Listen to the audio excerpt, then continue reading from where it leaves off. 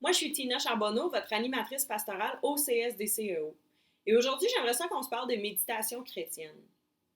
Première chose que je veux que tu fasses, c'est de mettre la vidéo sur pause et de parler avec les personnes autour de toi et de discuter ensemble qu'est-ce que ça veut dire prier. C'est quoi prier? Alors, mets la vidéo sur pause, s'il vous plaît, et parle avec les personnes autour de toi.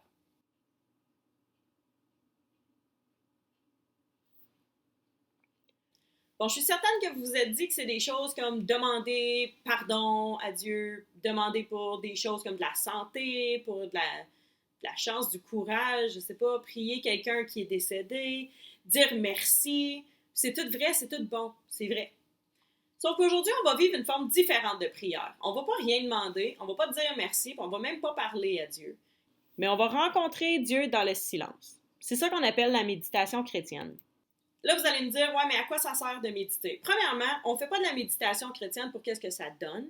On le fait pour passer du temps avec Jésus. Tu sais, je ne vais pas me dire aujourd'hui, oh, je vais pratiquer de la méditation chrétienne aujourd'hui parce que j'ai besoin de me calmer. Oui, ça va te calmer, mais quand tu fais de la méditation chrétienne, c'est vraiment une forme de prière, donc c'est une façon de passer du temps avec Jésus. Sauf que ça l'aide beaucoup à la concentration. Il y a un mot qu'on se répète dans notre tête pendant la méditation qu'on appelle un mantra. Un mantra, son utilité, dans le fond, c'est que ça nous occupe l'esprit, ça nous empêche de penser à plein d'autres choses. Parce que si je suis juste assis là en silence, je vais penser à plein d'affaires. Qu'est-ce que je vais manger pour dîner? J'ai-tu des devoirs à faire? Qu'est-ce qu'il faudrait? Ah, OK, il faut que je ramasse ma chambre tantôt. OK, il faut que je nourrisse mon chat, faut pas que j'oublie de nourrir mes poissons. Faudrait que j'aille prendre une marche tantôt. Il y a plein d'affaires qui se passent dans ma tête. Si j'ai un mantra, j'ai un mot que je répète toujours dans ma tête, ben ça m'occupe. Comme ça, je pense pas à plein d'autres affaires en même temps. Alors, le mot que je te propose aujourd'hui, c'est le mot Maranatha. Maranatha. Maranatha, c'est un mot dans la langue de Jésus qui veut dire Viens Seigneur. Bon, c'est pas un mot qu'on utilise dans la vie de tous les jours. Donc, si jamais pendant ta méditation, tu oublies le mot, tu as juste besoin de penser à Jésus. Okay? Donc, si tu es en train de faire ta méditation, Maranatha. Maranatha. Oh, c'était quoi le mot encore? Jésus. Jésus. Tu fais juste penser à Jésus. Le but de ça, c'est de passer du temps avec Jésus, justement. Ça sert aussi à faire le silence. Parce que dans la vie aujourd'hui, on n'est pas habitué de se retrouver en silence. Il y a de la musique dans nos oreilles. On regarde la télé, on a des tablettes, on a des cellules, on a du monde, des amis à qui on parle. Il y a du bruit dans la maison, il y a du bruit dehors, il y a du bruit partout. La méditation, ça nous aide justement à nous retrouver en silence. Puis on n'est pas habitué de faire ça. Mais ça fait du bien. Tu vas voir. Il va y avoir des obstacles. Les obstacles, c'est tout ce qui nous empêche d'être concentrés. Bon, par exemple, je suis en train de méditer, je suis comme en silence, je suis vraiment concentrée. Et là, mon chien jappe. Ouh! OK, c'était quoi ça? OK, qu'est-ce qui se passe? Y a-t-il quelqu'un à la porte? Y a-t-il quelqu'un qui est passé? Comme, des fois, c'est des chiens, ça jappe pour rien. Quand je suis déconcentrée, qu'est-ce que je fais? Bien, je reviens. Je reviens à mon mot. OK. Maranatha.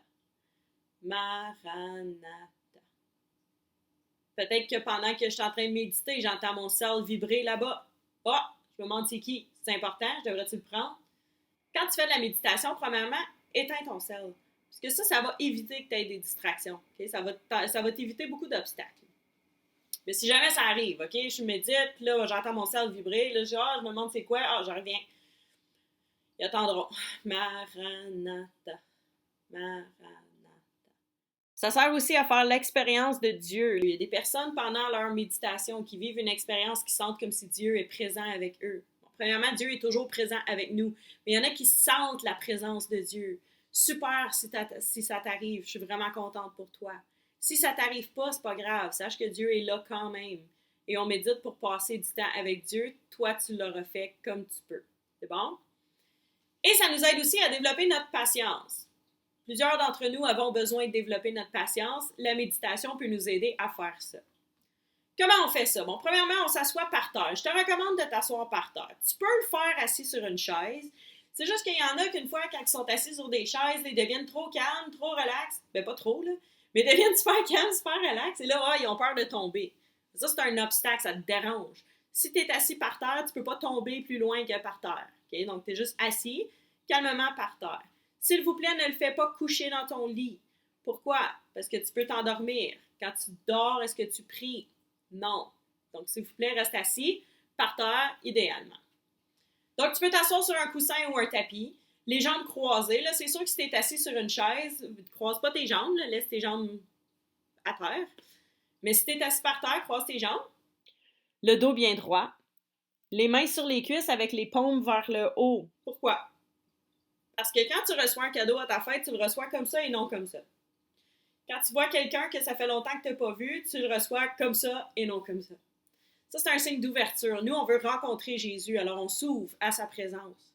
Si tu es toute de même, tout croche, c'est pour ça que je te dis le dos droit aussi, si tu es toute de même, tout croche, tu ne laisses pas de place à Jésus de rentrer. Si tu veux laisser de la place, tu ouvres tes mains. C'est pour ça que quand on prie, souvent, tu vas voir à l'église, on fait le Notre Père, il y a plein de monde qui ont les bras ouverts. On est prêt à recevoir et accueillir Jésus. Assure-toi d'être confortable. C'est sûr que si tu es assis le dos droit, puis là, tu commences à avoir mal au dos, tu commences à avoir mal aux jambes, tu vas penser à ça plus qu'à ta méditation. Assure-toi d'être assis confortablement. Et on ferme les yeux.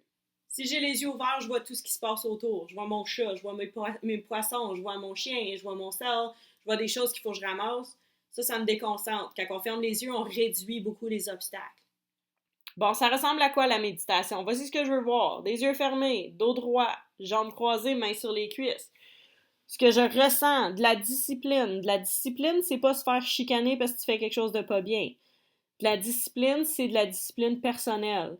Tu es en train de faire ta méditation et là, soudainement, tu vois qu'il y a une fourmi qui passe en avant de toi, tu regardes la fourmi. Puis là, tu fais « Oh, je suis en train de regarder la fourmi et non méditer. » Et je reviens, je ferme mes yeux, je recommence. Maranatha. Ça, c'est de la discipline. C'est sûr que si t'es là puis tu regardes le plafond, puis là, tu penses plus à rien, ou tu penses à plein d'autres affaires, puis là, tu te dis « OK, je suis plus en train de faire ma méditation. » Tu reviens. Donc, tu vois que tu es déconcentré, tu te replaces, tu te reprends. Ça, c'est de la discipline. Je veux ressentir de la concentration. Ça va être difficile au début. Là. C'est comme si je te disais du jour au lendemain, là, OK, il faut qu'on apprenne une autre langue. Là. Je te montre le mandarin aujourd'hui. Demain, il faut que tu ailles parler avec quelqu'un en mandarin super bien. Bien, on va avoir de la difficulté parce qu'on ne parle pas mandarin. Bien, peut-être que toi, tu parles mandarin, mais pas moi, OK? Donc, c'est quelque chose qu'il faut qu'on pratique. Bien, la méditation, c'est la même chose. On pratique la méditation pour être bon. Au début, c'est dur, c'est normal. Je veux ressentir une forme spéciale de prière. Je veux ressentir le calme en présence de l'esprit.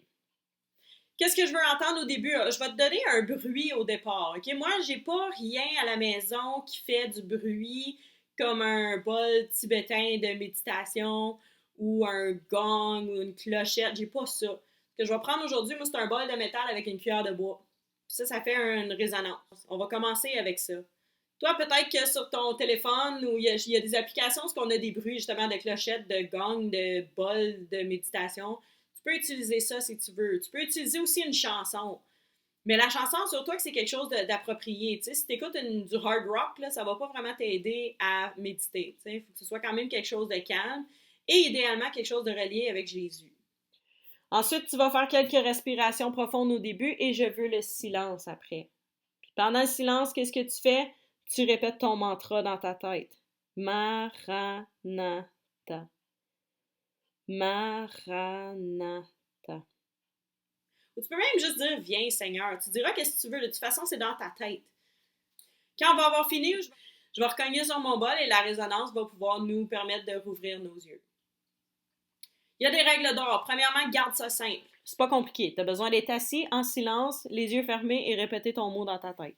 Accepte que ton expérience est unique. Si ton ami, dans son autre maison à côté, dit qu'il a vécu quelque chose d'extraordinaire, puis que toi, non, c'est pas grave. Compare-toi pas aux autres. Occupe-toi de toi.